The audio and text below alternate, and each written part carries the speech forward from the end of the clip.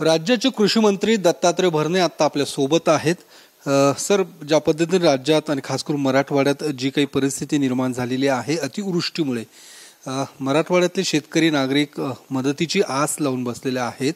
सरकारकडून काय नेमकी मदत आता त्यांच्यापर्यंत पोहोचवली जाणार, काही मदत दिली गेलेली आहे, काय नेमकी माहिती आहे? खरं तर आज आपल्या सगळ्यांना माहिती आहे की साधारणतः मेच्या शेवटच्या आठवड्यापासून आज सप्टेंबर संपत आला तरी खूप मोठ्या प्रमाणामध्ये या राज्यामध्ये अतिवृष्टी होत आहे। आणि अतिवृष्टी होत असल्यामुळे तुम्हाला माहिती आहे की पूर्वी हवामान बदलल्यामुळं वर्षाचा पाऊस एकाच दिवशी पडतोय, त्यामुळं नद्यांना ओढ्यांना खूप मोठ्या प्रमाणामध्ये पूर येतोय। शेतीचं खूप मोठ्या प्रमाणामध्ये नुकसान हे झालेलं आहे। आपल्या सगळ्यांना माहिती आहे की आज जर राज्याचा आजचा जर विचार केला तर साधारणतः अंदाजे 1,01,24,000 एकर क्षेत्राचं नुकसान या राज्यामध्ये झालेलं आहे। त्यामध्ये शेतकऱ्यांचे जमिनी खरडून वाहून गेलेल्या आहेत, आपल्या गायी म्हशी वाहून गेलेल्या आहेत, घराची पडझड झालेली आहे, घरामध्ये पाणी घुसलेलं आहे, फळबागाचं खूप मोठ्या प्रमाणात नुकसान झालेलं आहे। नुकसान हे खूप मोठ्या प्रमाणात झालेलं असल्यामुळं राज्य सरकारच्या वतीनं कृषी विभाग, महसूल विभाग, ग्रामविकास विभाग यांच्या माध्यमातून ज्या ज्या शेतकऱ्यांचं नुकसान ह्या अतिवृष्टीमुळे झालेलं आहे, ग्रामीण भागातल्या नागरिकांचं नुकसान झालं आहे, या सर्वांचे नुकसानीचे पंचनामे करण्याचे काम युद्धपातळीवर सुरू आहे। आणि लवकरच पाऊस अजूनही थांबत नाही आहे। सप्टेंबर महिन्याचा जर विचार केला 1,01,00,000 एकराचा 1 लाखमध्ये साधारणतः सप्टेंबर महिन्यातच 65 लाख एकर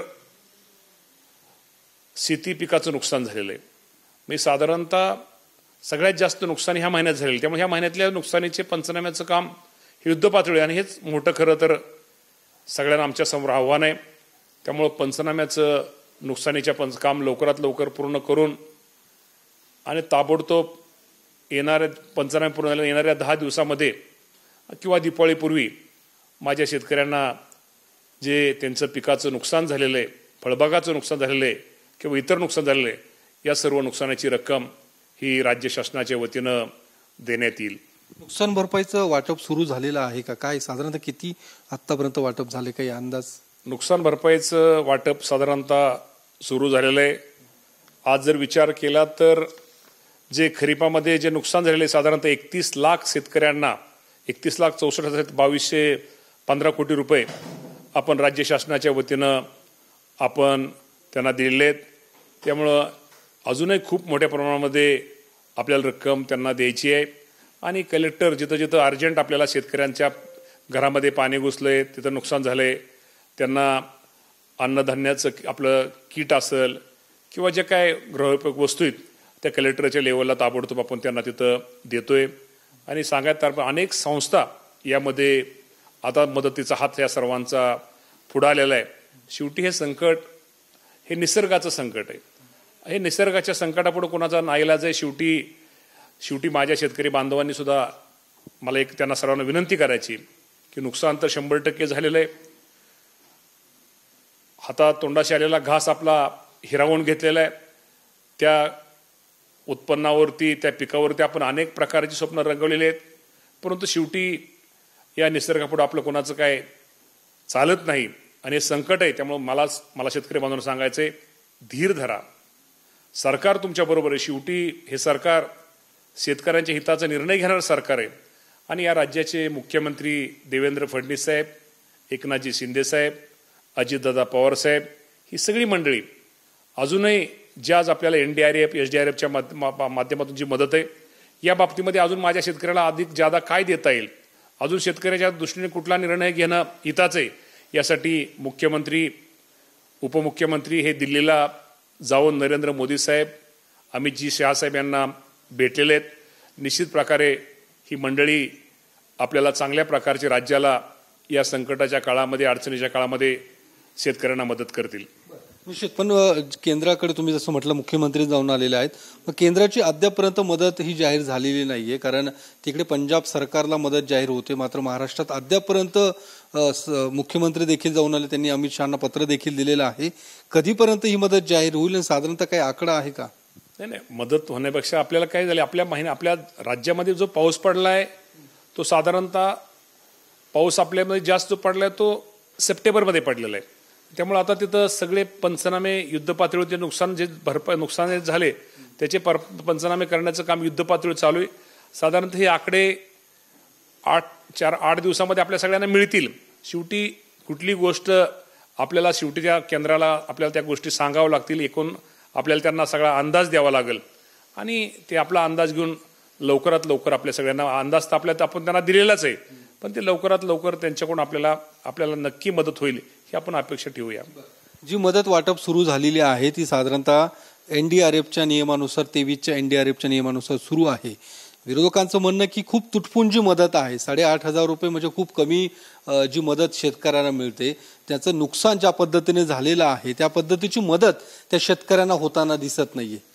100% मदत तुटपुंजी आहे. शेवटी खरंच आहे, ते काय शेतकऱ्यांचं काय चुकीचं आहे असं मी म्हणणार नाही. शेवटी शेतकऱ्यांचं 100% शेतकऱ्यांचं नुकसान हे जास्त आहे, परंतु आत्ताच्या काळामध्ये मला आपल्या माध्यमातून शेतकरी बांधवांना एकच सांगायचं की ही मदत 100% कमी आहे, परंतु शेवटी कुठेतरी शेतकऱ्याला आता काहीतरी आपल्याला उभा केलं पाहिजे आणि शेतकऱ्याला उभा केलं पाहिजे, त्याला धीर दिला पाहिजे, त्याला थोडं हे केलं पाहिजे. यासाठी ही मदत आपण देऊन मी मागे सांगितल्याप्रमाणे अजून आपल्याला देशाचे पंतप्रधान आणि गृहमंत्री नक्की अधिक मदत करून आपल्याला शेतकऱ्यांना अधिकची मदत करता येईल. पण सातत्याने जी मागणी होते ओला दुष्काळ जाहीर करावा राज्य सरकारने, त्या दृष्टिकोनातून सरकारची काही हालचाल सुरू आहे का? सरकार काही तसा विचार करतंय का? नाही, ओला दुष्काळाच्या बाबतीमध्ये आपल्या सगळ्यांना माहिती आहे की शेवटी केंद्राचे काय निकष आहेत, राज्य सरकारचे केंद्राचे निकष आहेत. मी माझं म्हणणं ओला दुष्काळाचा विषय आपण नंतर घेऊ. आज शेतकऱ्याला जी गरज आहे त्याला ताबडतोब त्याला मदत करणं, त्याला उभा करणं, त्याला धीर देणं निश्चित प्रकारे आपण पहिले आपल्याला प्राधान्य आपण आज शेतकऱ्याला उभं करण्याचे आपण घेऊया. शेवटचा प्रश्न, वेगवेगळे राजकीय नेते मंत्री शेतकऱ्यांना भेटीसाठी जातात, नुकसानग्रस्त भागाची पाहणी करण्यासाठी जातात. शिवसेना शिंदे गटाच्या ज्या महिला नेत्या आहेत, ज्योती वाघमारे काल परवा सोलापुरात गेल्या होत्या, त्या ठिकाणी जिल्हाधिकाऱ्यांनी देखील त्यांना झापल्याचं समजतंय आणि ज्या पद्धतीने मदत करणं गरजेचं आहे, तुम्ही या ठिकाणी राजकारण करायला आलात का, अशा पद्धतीचं सोलापूर जिल्हाधिकाऱ्यांचं म्हणणं आलं. या सगळ्या परिस्थिती अशा पद्धतीने तुम्ही कसं बघताय त्या सगळ्या गोष्टी? मी आज ह्या परिस्थितीकडे ह्याच गोष्टीने पाहिल, माझा शेतकरी अडचणीत आहे आणि अडचणीच्या काळामध्ये माझ्या शेतकऱ्याला कसं मदत होईल, शेतकऱ्याची अडचण कशी दूर होईल, हे राजकारण वगैरे न पाहता, राजकारणाच्या गोष्टी न पाहता आपण माझ्या शेतकऱ्याला कशी मदत होईल, शेतकऱ्याला कसं सहकार्य होईल, हाच आमच्या दृष्टिकोनात आजचा प्राधान्याचा विषय. तर राज्य सरकारकडून मदतीला सुरुवात झालेली आहे असं कृषी मंत्र्यांकडून सांगण्यात आलेलं आहे. त्यांनी ती आकडेवारी देखील आपल्याला या सगळ्या आपल्या माध्यमातून सांगितलेली आहे. मात्र जी विरोधक असू दे किंवा शेतकरी असू दे, त्यांच्याकडून सातत्याने जे काही म्हटलं जातं की तुटपुंजी मदत आहे, मदत ही वाढवून दिली पाहिजे, कारण ज्या पद्धतीने शेतकऱ्यांचं नुकसान झालेलं आहे. दुसरीकडे केंद्राची जी मदत आहे ती अद्यापर्यंत राज्य सरकारला मिळालेली नाहीये, ती देखील मिळणं अपेक्षित आहे.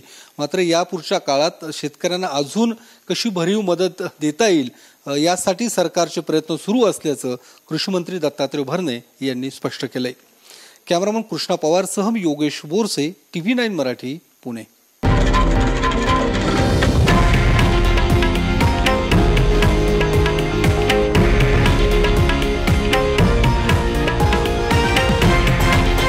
हे आहे देशातील नंबर 1 न्यूज नेटवर्क आणि आपण पाहत आहात TV9 मराठी, एकमेव.